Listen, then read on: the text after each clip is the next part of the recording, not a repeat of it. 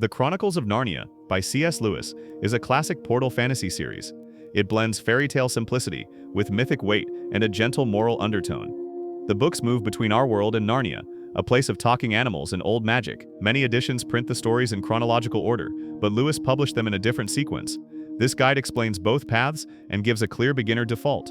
The goal is not to win an argument. The goal is to get you into the series with the least confusion, then keep the emotional shape of the story intact. Think of Narnia as a set of connected tales. Each book stands on its own, but the order changes how much mystery you feel and how certain moments land. By the end, you will know exactly where to start, which order fits your reading style, and what common choice makes first-time readers bounce off early. You will also hear people say there is only one correct order. In practice, there are two sensible approaches and one common mistake. The mistake is starting with an order because a box set labeled it that way, without knowing what that choice changes. If you want a guide you can hand to a friend, publication order is the most reliable recommendation. If you are already comfortable with older classics, either order can work as long as you stay consistent. The safe default for first-time readers is publication order. It is how most longtime fans first met the world, and it preserves the intended sense of discovery. In publication order, you learn Narnia the way the characters do. You arrive with questions, you notice rules slowly, and you feel the widening of the map. This matters because Narnia is not built like a modern epic series. Lewis often assumes you will accept wonder before explanation. When you read the origin story too early, some wonder becomes information. Publication order also smooths the tone changes. The early books are brisk and fairy tale-like. Later books can feel darker or more reflective. Publication order makes those shifts feel earned rather than abrupt. If you only remember one thing, remember this: start with The Lion, the Witch, and the Wardrobe unless you have a strong reason not to. Publication order in this series is The Lion, the Witch, and the Wardrobe, then Prince Caspian, then The Voyage of the Dawn Treader, then The Silver Chair, then The Horse and His Boy, then The Magician's Nephew, then The Last Battle. Notice that the origin story is not first. That is not an accident. It is a choice about how mystery works. You first see the world at street level. Only later do you learn where the furniture and the legends came from. If you are buying for a child, this default also protects enjoyment. You start with the most iconic story and you do not begin with an origin-shaped book that feels like setup. Chronological order starts with The Magician's Nephew. It gives you a clean timeline and answers many background questions up front. Some readers love this because it reduces uncertainty. You see how Narnia begins, why certain objects matter, and how the world works at a basic level. The trade-off is mood. The origin story has a different texture than the famous winter tale. If you start chronologically, you may miss the feeling of stepping into a world that already exists. There is also a spoiler implication. It is not about plot twists. It is about recognition. Details that are meant to feel surprising later become familiar earlier. That changes the emotional rhythm. Chronological order can be great for rereads, for very young readers who want linear cause and effect, or for adults who struggle with older-style storytelling unless they have context. Chronological order is The Magician's Nephew, then The Lion, the Witch, and the Wardrobe, then The Horse and His Boy, then Prince Caspian, then The Voyage of the Dawn Treader, then The Silver Chair, then The Last Battle. This order can feel neat on paper. It can also feel more like myth or scripture because you begin with origins. Some readers prefer that tone. If you are the kind of reader who hates unanswered questions, chronological order may reduce friction. Just remember that the series was not written as a single engineered timeline. It was written as stories first, and history second. Here is a simple way to choose. If you want maximum wonder and the classic entry point, use publication order. If you want a straight timeline and you dislike starting in the middle of a world, use chronological order. If you are reading aloud to a child, publication order is still usually best because it starts with the strongest hook. The opening scene is immediate and concrete. It makes Narnia feel real in a few pages. If you are reading as an adult and you care about themes, publication order also helps. Lewis layers ideas gradually. You notice patterns over time instead of being told the framework first. If you already know the basics from movies or childhood memories, chronological order can feel satisfying. It turns Narnia into a mythic history rather than a set of discoveries. Either way, commit to one order for the whole run. Switching back and forth is where people get lost and start treating the series like homework. A useful check is your tolerance for older narration. Lewis often speaks directly to the reader, and he assumes a shared set of cultural references. If that style feels charming, publication order will feel effortless.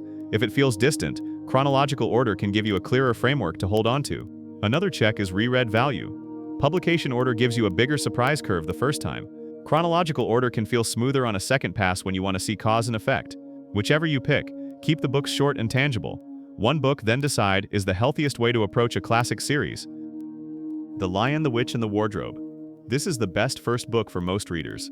It is short, clear, and emotionally direct. It teaches you what Narnia feels like before it tries to explain what Narnia means.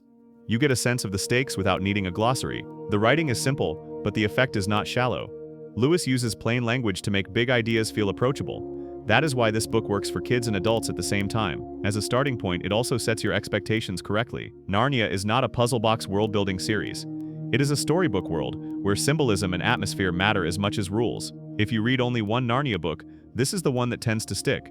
If you plan to read all 7, it is the strongest doorway into the rest. In terms of reading experience, this book is the purest expression of Narnia as a portal story.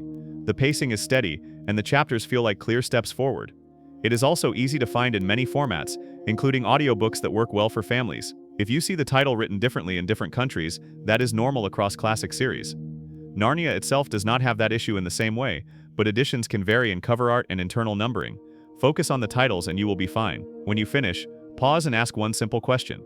Do you want more of this voice and this kind of magic? If yes, continue in the order you chose. If no, you can stop with a complete experience.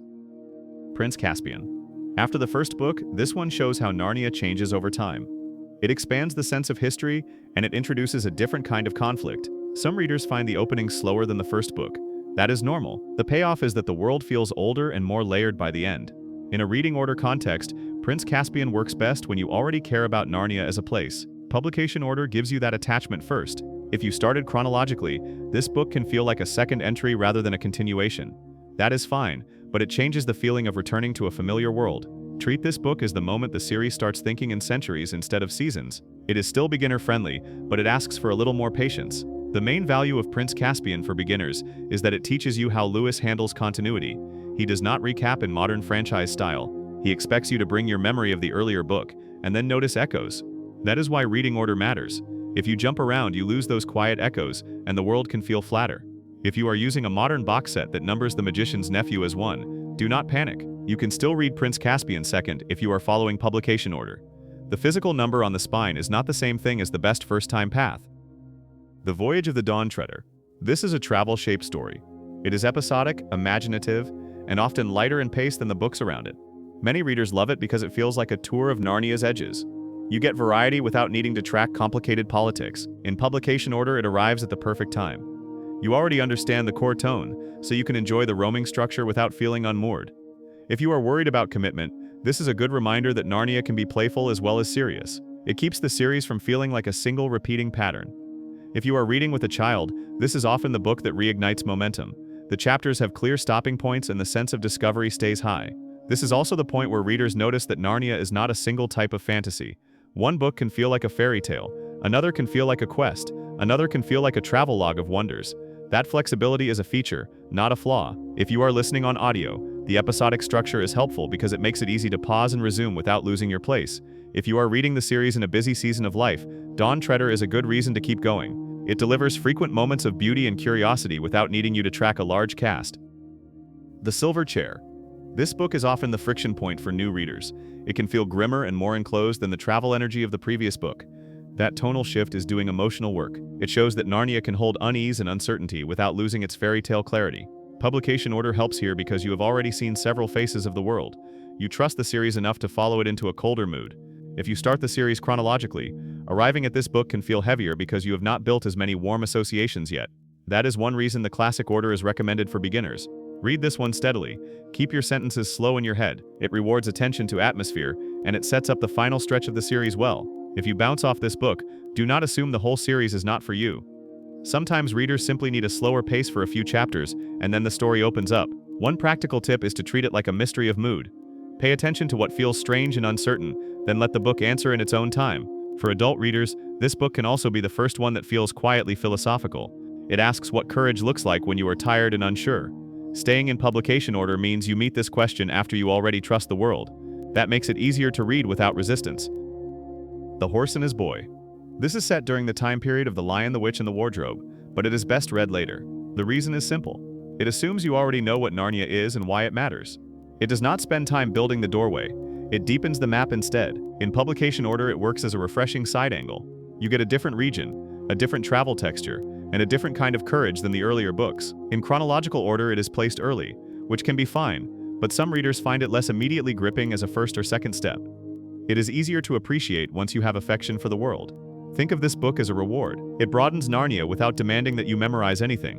It simply makes the world feel larger. Another reason it reads better later is cultural distance. It includes a larger outside world and a different flavor of storytelling. Some readers love that shift. Others need a few earlier books to settle into the series' voice first. If you are aiming for the most child-friendly path, publication order still wins because it spaces out the stylistic experiments. If you are aiming for pure timeline logic, chronological order places this earlier and it will still make sense. The question is not sense, the question is momentum. Reading order is a tool to protect momentum, especially when you are trying to finish a complete classic run. The Magician's Nephew. This is the origin story.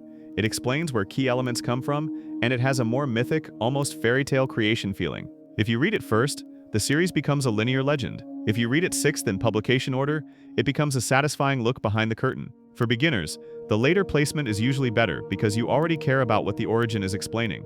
The background details feel meaningful instead of abstract. This is also the book where edition ordering creates the most debate. Many modern sets print it as Book 1. That does not make it wrong. It simply reflects a different philosophy about discovery. If you are unsure, follow publication order. Then come here when you want context, and you are ready to trade a bit of mystery for a deeper sense of foundations. One interesting detail is how readers describe this book depending on when they read it.